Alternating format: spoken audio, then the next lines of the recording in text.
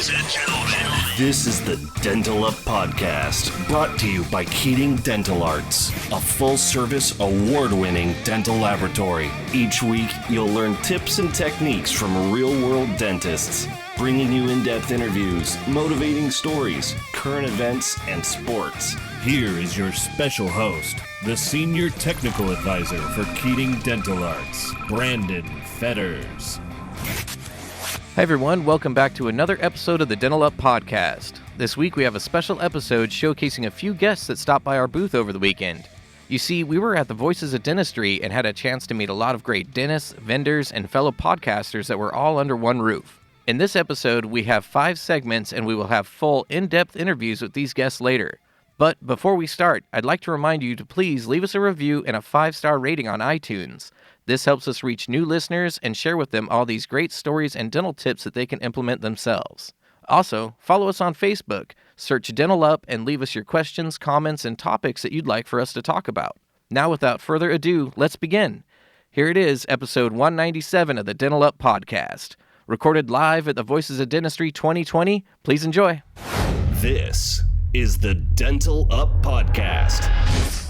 Everybody, we're here live at the Voices of Dentistry with Dr. Corey. Am I pronouncing your name right, You're Dr. Corey? pronouncing it right. That's correct. All right. Well, thanks so much for swinging by and stopping by with us. How's the show going for you so far? Oh, I love it. You know, I share the camaraderie with my colleagues, you know, being a dentist and also an inventor of dental products. I get to wear 2 hats. I can display products that I'm passionate about as well as talk to my colleagues about procedures, services, patients, and just, you know, other issues in the dental practices. Yeah, you got some rather interesting inventions over there. Pretty practical and that light inside of the bite block there. Yeah, that's you know what? awesome.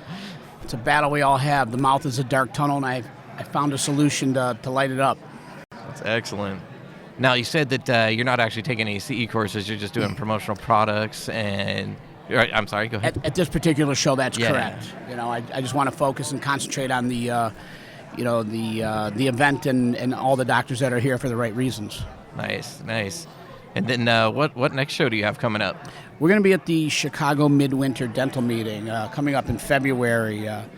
We schedule our shows all throughout the year, so soon after that we'll be at the Toronto show, the Ontario Dental Association, then the AAO, the American Academy of Orthodontics, and we're going to Singapore this year. Oh, wow. Yeah, we're opening up our international trade.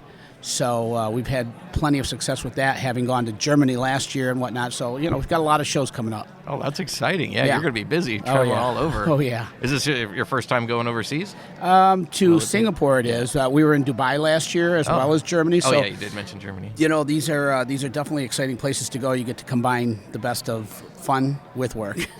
That is really cool. Yeah. Yeah, you were mentioning that earlier about even coming out here.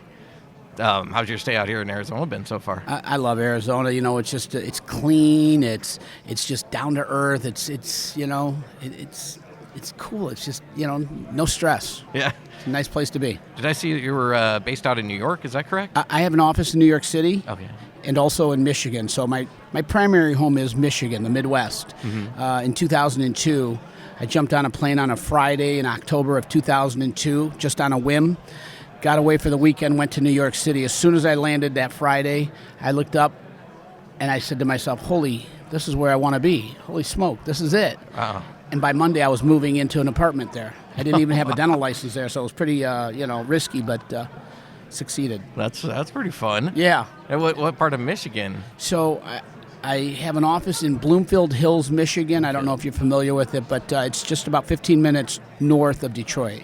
You know? Gotcha. Yep. Yeah, I've only been out to New Buffalo, Michigan. Oh, really? That's on the other side of the Midwest. Yeah, New Buffalo. Somewhere I probably don't visit, but in a lifetime, once maybe. All right. Well, if you're willing, I'd like to have a more in-depth interview with you later on this month, perhaps. Oh, for sure. I think it'd be great. You know, pick my brain. There's a lot of things that I could add in terms of advice or... just helping shape the industry. I feel I'm one of the leaders in the industry, and I certainly want to pass on any of my experience, my knowledge, or any endeavors that I've embarked upon, So let me know what you need. That's awesome. Thank you so much for stopping by, and we'll be in touch for sure. Great. I'm looking forward to it, guys. All right. Thanks for having me. You got it. Thank you. Bye-bye. This is the Dental Up Podcast. We're live here at the Voices of Dentistry with Dr. Alan Meade. How you doing, Dr. Meade? Good. How are you doing? Doing rather well. It's fun to finally get to meet you in person. Yeah. Okay. So Brandon and I have been working together a lot. Brandon is oftentimes the guy on the other end of the phone when we've got something. Usually, I don't have to talk to him when the cases are straightforward and easy. Sometimes it's the other time. But Brandon's always been kind to me, so that's good. Awesome. What's your involvement with the Voices of Dentistry? I just show up here and see what. The Voice of Dentistry is a meeting that my co-host Jason and I, along with Dr. Justin Moody and Dr. Mark Costas, have put together. So this is our fourth year, third year in Scottsdale, first year at this venue, which I'm very happy about. It's the Scottsdale Resort and Villas, the Hilton Scottsdale Resort and Villas, and I think it's a step up from last year. And the rooms are a hell of a lot nicer and. So yeah, we're pretty psyched about that, and it's just a really fun meeting. We're having a good time. It's busy. It's busy for a podcaster. Nice. Sounds like you guys have been doing okay with content and stuff. We have. Have you been recording any? Oh God, yeah. I mean, I'm actually looking forward to tomorrow. I'm introducing more of the speakers, and so I have to be a little bit more present in the other room, which means that maybe I won't have to podcast as much. It isn't a have to. That's not fair, but I'll be podcasting with someone who's really good, and I will hit a wall. I'm almost. Podcasting over the distance is hard. It's exhausting on some level, especially when there's a lot of other stuff going on that I kind of have to concern myself with. So, but it's great. We're getting a lot of good content. It's one of the best reasons to do this. You get a bunch of people that are interested in podcasts together and make podcasts. So cool. It's been really great for networking too and meeting people. So. Definitely. The party starts in about it's almost 4:00 on the first day. And I mean, I think the party starts at 5:30 or something like that. And It's a good time. And it goes till 8. And this room has been pretty full all day, and it's going to be nuts then. It's going to be really good. So you'll be glad you've got a seat on that side of the table, honestly. Yeah. Sit back here and stay safe. Exactly. Are you actually doing any presenting? Jason and I did a live podcast this morning on stage, and I will remember this for next time. I actually rather enjoyed getting that done with kind of early. It's kind of nice, so I don't have to think about that for tomorrow. Yeah, get out of the way. We have like the best presenter lineup we've ever had by far. We have Amy Morgan from Spear just presented; she crushed it. August De Oliveira, who I've loved August forever. He was really good. We've got tomorrow. We've got Mike Totola, and we've got Josh Austin. We just have a really good lineup this year. I'm really excited about all the speakers. So that's excellent. Yeah, definitely. Yeah, how's 2020 been going so far with both your practice and your podcast? It's good. It's good. I will say that this meeting is one of those things where, since it started, it occupies a lot of time in my brain over the last couple months, and so I actually have to get back home and kind of take a look at the practice again. It's easy to let stuff slide, and I have a practice that's, I would say, mature, where it's like I do okay. There's a lot of dentists like me where I'm doing okay. I'm not probably pushing myself as much as I could be. I think I probably need to start pushing a little bit more, but it's good. It's been very good. Awesome. That's great. Do you ever chat with Dr. Howard Fran from time to time? Well, he's here. We invited him. He got here. I haven't had a chance to podcast with him, but I've been talking with him a bit today. Yeah. It's been a while since I've really sat down with Howard, but Howard and Sean have kind of an interesting relationship. Essentially, yeah. I mean, I started using Keating because of Dental Town, everyone did, right? Like that's kind of, he sort of grew Keating Dental Arts from his relationships on Dental Town. So Very true. It's sort of this long relationship with these kind of social media things. So that sounds good. Would you be interested in maybe doing a pubcast kind of course thing later on tonight? Of course, yeah. All I'll come back. Maybe if Howard's here, we should all sit down and talk. Oh yeah, of course. Well, certainly we'll be doing a follow-up that's more in-depth and detail with you. Thank you guys for coming and supporting the meeting. This is great. Yeah. I know you've been here a lot of times, so I really appreciate it. So. Yeah, well, it's my first time, so this is pretty exciting. Yeah, glad you're here. Yeah. David has saved my bacon on some sound issues several times, so we appreciate him a lot. Yeah, he's awesome. Yeah, he is awesome. He's awesome. All right. Well, thanks again. You bet. Thanks for coming, guys. Appreciate it. You got it.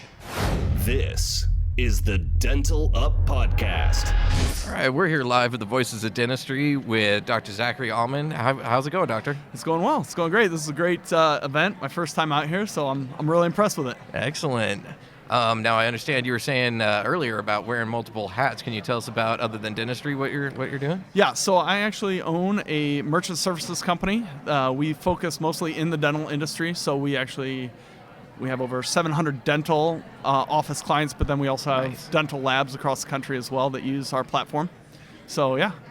Oh, that's cool. Have you been able to get some good leads here at the show? Or It's I'm not a really pushy sales guy, so it's hard. I like to do it organically, just have it come up in conversation, because as a dentist, that's the one thing I hate is somebody coming and cold calling on me. It's like we have the gatekeeper at the front desk, and we have somebody walking in every day trying to drop something off, and I'm like, I'm not going to be that guy, so it's just comes up in conversation, honestly, by doing podcasts and getting the message out, but also really speaking on how it benefits the dental practice and how what we're doing, what I've learned basically through my years of practice ownership, but also in merchant services. Hey, here's how we can use your payment processing to increase case acceptance, increase compliance, things like that. And there's a whole basically platform that we have that caters to all those needs that you have in the office. Yeah. If our listeners are curious about learning more about your company and services, where can they look you up? Or So, I'm always on Facebook, but Zach Almond, but our company website, which is being redone, so don't judge the company by the website, is www.apexpaymentsolutions.com. And you can reach out to me directly, zak@apexpaymentsolutions.com. I love having dentists or people in the dental industry reach out to me just to even start conversations, because merchant services is a confusing subject for a lot of people. And because of that, a lot of people get taken advantage of. And so one of the things that I like to do is help my colleagues understand it better, so they can, even if they don't use us, they can go back to their current company and be like, hey, this and this and this is an unnecessary fee. And so they can reduce their costs, because it's helping the whole industry, right? Absolutely. If we can reduce our costs, that gives you more breathing room to offer better services, take another CE course. My favorite thing to say or to do at the end of the year is send out our email to each of our clients with how much they've saved in the year. Yeah. And I'm like, hey, guess what? We just paid for your office Christmas party. Nice. And they're like, nice. oh, hey, that makes sense. I guess I shouldn't have canceled it. No.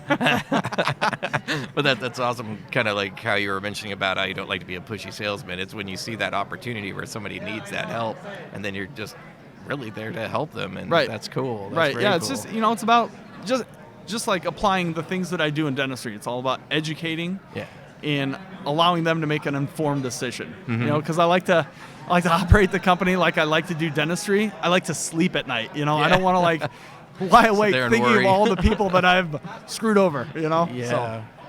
But it's been good. It's allowed me to kind of a little bit more freedom in life to take more CE, get out and meet a ton of new people. It's crazy how big the dental industry is, but also how small it is. Right? It's like you're connected to somebody somewhere, and it's really fun coming to these events and just seeing people that you've met online or met on social media, and then being like, oh, hey, I know that face. Right. So, That's great. Yeah. Are you planning on going to the Chicago Midwinter? So I'll be there as a dentist. My dental partner and I need to shop for chairs this year. It's a big expense, but no kidding. Those can get really pricey. No kidding. So we'll be there. We'll be there Friday, Saturday. Are you guys going to be there? Yeah, we are. So hopefully we get to see you there at the show. See? Another way, it's just a small community. I'm going to stop by and say, hey, guys, how's it going? Yeah, absolutely. Where's your practice located? So we're in Indianapolis, Indiana. So 3-hour drive from Chicago. But yeah, it's a good spot. I've been talking to a lot of people here about Indianapolis because they're like, "What? Where's Indianapolis?" It's really?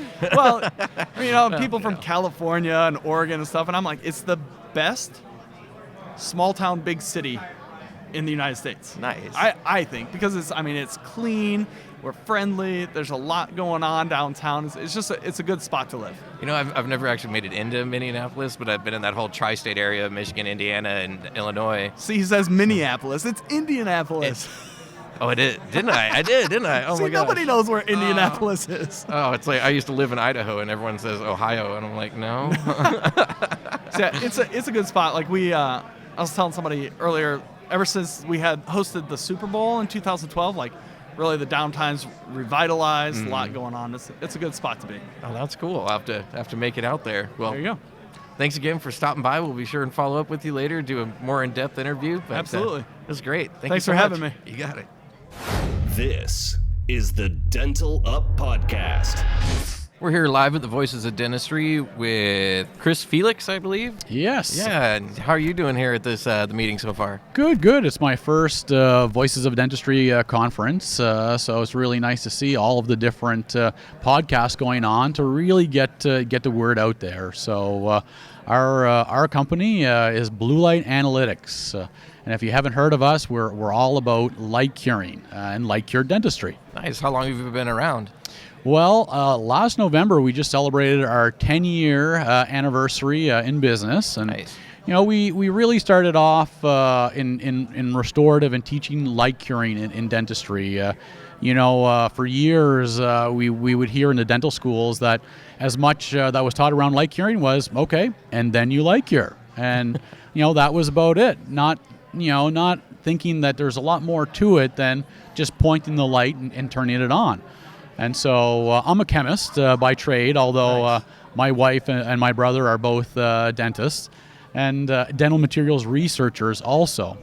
So as a chemist, I came to do some research at the university to look at the interactions between lights and light cured materials. And very quickly it came to light, pardon the pun, that these materials need to get enough light for them to work. And so if the lights aren't working, if the lights aren't used for long enough, if the person using the light is looking away and not really paying attention to what they're doing, all bets are off and these materials fail. And so a lot of clinicians may have seen materials discoloring, debonding, fracturing.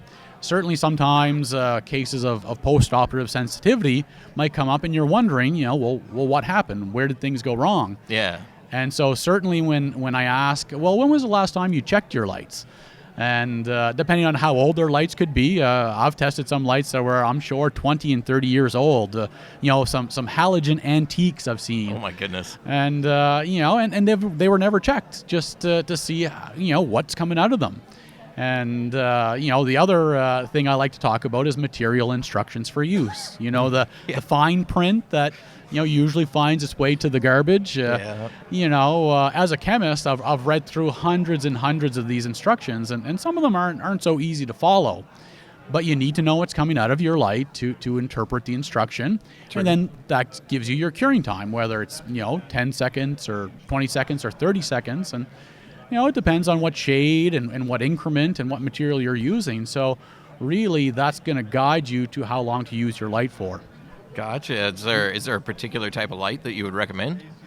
Well, independent of whatever light, since our company doesn't sell lights, as Blue Light Analytics, we often get asked that question. So do you guys sell a light? And it's not the business that we're into. We want to make sure that whatever light is being used in the office, first of all, that it works. Yeah. Some lights work better than others. I'm not going to lie to you. And certainly from some of the bigger manufacturers that spend a lot of money to promote their lights and have put them through a lot of research to make sure they're working, that they're durable, that they're going to last. Get a good light. I always say, if you invest in a good light and it lasts 4 years, it's costing you about 30 cents every time you use it. Yeah. So in the cost of a restoration, it's pretty much a rounding error. But where I get really worried and I like to caution people is these lights that you can buy on eBay and Amazon for $20. You can use them and then throw them in the garbage. Well, we test a lot of those and find that that they decrease even with their battery charge. So every time you use them, the output is different. So I would definitely say stay away from that online option, because it'll end up costing you in redos, bringing the patient back, the headaches. Trust me, I always say a cheap curing light is probably going to be the most expensive thing you buy in your office when the failures start coming. Right, you get what you pay for. Well, well, that's true. But even some of the better lights in the market, they're not going to last forever. And so you need to check them, and whether you're putting an infection control barrier or whether the lights are getting gunked up. So having a good maintenance protocol, cleaning, disinfecting, because you want to make sure that the light is going to last as long as you need, but you got to check it. Yeah. So, at Blue Light Analytics, we started off in the education side where we have a simulator to teach light curing skills. Nice. We have a research device to help manufacturers, better formulate and make better lights that have better collimation, better optics. But for dentists, what we have is a product called Checkup. Now, Checkup is an application that you can download for free, actually, on the App Store, and actually incorporates all of the instructions for use within the application. Nice. Now, what you can do is you can buy the hardware that allows you to test your light, to test the output of the light. Mm-hmm. And so, once you've tested the output, you can then add your materials into the app, and it goes to the instructions and gets the information for you. So no more, keeping all of your instructions, in a cupboard. And, so the application will make sure whatever light you're using, it'll give you the curing times to make sure the different composites, bonds, and cements are cured as they should. Because the issue really arises where, again, materials aren't cured well, they'll discolor, they'll debond, they'll fracture. But, if you're trying to overcompensate, a lot of questions I get is, well, can't I just cure for longer? Well, with some of these new lights, if you've ever felt how hot they get, put them on the back of your hand and run it for that 10 or 20 seconds. And, so this is where, soft tissue can get burned and pulp can get damaged. Mm-hmm. And so, if you're just thinking, I'm just going to give it a couple of extra goes just to make sure it's well cured, you have to be careful, because if the pulp is damaged, that sensitivity is not going to go away. And even if you redo the restoration, I mean, you really, root canals start to become an issue. And, and of course the patient is not going to be that happy with that. So, there's a sweet spot to light curing, but you gotta test your light. You got to know how long to use it to avoid the undercuring and avoid damaging the soft tissue. Awesome. Really appreciate you coming by, Chris. Thank you so much. Thanks for having me. Really, really great to be here. Right on. We'll try and follow up with a more in-depth interview later. Sounds good. All right. Take care. Take care. This is the Dental Up Podcast. We're here live from the Voices of Dentistry with Mr. Brian Kaleo. Thank you so much for joining us, Mr. Kaleo. My pleasure to be here, guys. Very, very nice. Thanks for the opportunity to be on your podcast. Yeah. You enjoying the show so far? I am. This is, I think, my fourth year, or maybe I've been here since inception, since Dr. Costas decided to do this event. I can't remember if it's been 3 or 4 years, but I've been here for every one. Nice. You care to share with us a little bit about what you're doing here? I know you're going to be going on stage here pretty soon, so I don't want to keep you too long. So I'm a director of my firm, Dykema's Dental Service Organization Industry Group. I'm an attorney. I'm the director of the group. We represent about 375 dental organizations in all 50 states and Canada, and I am making a presentation a little later today about current, opportunities for dentists in the current dental marketplace, with an eye towards the fact that most of the marketplace is consolidating at an unprecedented rate from single practices and group practices to DSOs. Gotcha. Do you have any other shows lined up after this one that you're going to be going to? I've got 3 or 4 other. I always like coming to this conference because of the podcast. It's fun to do them, and I think I've got 3 or 4 others today, and it's fun to do them. Nice. And when I was speaking with Charlene earlier, she had mentioned about how part of her goal was to try to change this perception that everyone has about DSOs. Can you share a little bit on that, about the quality and the higher end that's being pushed? Well, yeah, I guess I have 2 sort of perspectives on that. One is that DSOs are, there's a lot of misconceptions or misperceptions about DSOs. Sometimes people, when they've heard the word DSO, they think it possibly means lower quality or some type of, corporate dentistry or something. And that's largely untrue. I mean, you can certainly find an exception in every industry, maybe somebody that's not doing something right. But by and large, the 2020 DSO is going to be regulatory compliant. It's going to be just as high, if not higher quality than a solo office, and there's really important reasons for that. DSOs have the resources to actually audit their quality for best practices. Nice. If you're a solo office, you don't have a budget for somebody to walk around and audit what's going on at your office typically, and there's only a problem when there's a problem. Yeah. But the clinical directors at the DSOs, they all have their own proprietary systems, that basically audit the actual work being done, what's being billed, what do the medical records say, what's being performed, and they can often, to the extent there are potential issues, flag them well in advance and make sure that the affiliated dentists that work in the affiliated dental practices are observing best practices. I hear a lot of folks think, hey, it's mostly old. The funny thing is, I know you were telling me your audience is 28 to 35 primarily or something like that. There's some statistics that the dentists that are 35 and under, 65% of them are involved in DSOs in some way, and the dentists that are over 50, it's something like 23%. So I think that, maybe your target audience, probably has a pretty good understanding what's going on, but often when I'm addressing more senior dentists, you really got to spend a few minutes, addressing the misperception of the DSO industry. Gotcha. And where can we find out, or where can our listeners find out more about you and your company? We're at Dykema DSO, so that's DYKEMA DSO.com, and there's information about, certainly information about myself and my group, about just who we are and what we do, but there's also a whole series of articles and educational videos about the DSO industry, and they're short. They're not like you're committed to 30 minutes if you're doing it. Some of them are 2 and 3 minute segments about, what a DSO is, why the industry is evolving into DSOs, what it means to, do a DSO acquisition, and just really helpful stuff if any of your audience wants to check that out. Awesome. Are you going to be going to Chicago also? I will. I'm actually going to be featured at a special DSO segment as part of the Midwinter, the Becker's Healthcare segment, and then I'll be attending some of the Midwinter as well. Excellent. Yeah, our owner, Sean, he'll be there at the Midwinter too. It'd be awesome if you guys could connect. Love to do that. Absolutely love to do that. I think I've met Sean maybe on another year at this conference, but love to connect with him. Excellent. Awesome. Well, Brian, thanks so much for stopping by. Really a pleasure having you on the show. Thank you so much, guys. Been my pleasure. All right. Take care. Bye-bye. Thanks for joining us on the Dental Up Podcast Show this week. Make sure to follow us on Facebook, Instagram, and Twitter, or search the Dental Up Podcast on iTunes for our weekly feed. Don't forget to visit KeatingDentalArts.com/promo for exclusive offers. Keating Dental Arts is a full-service dental laboratory, and we're nationwide. We'd love for you to send us a case so we can show you the Keating difference. If you dig what you heard, please leave a review on iTunes, and we'll be back next week.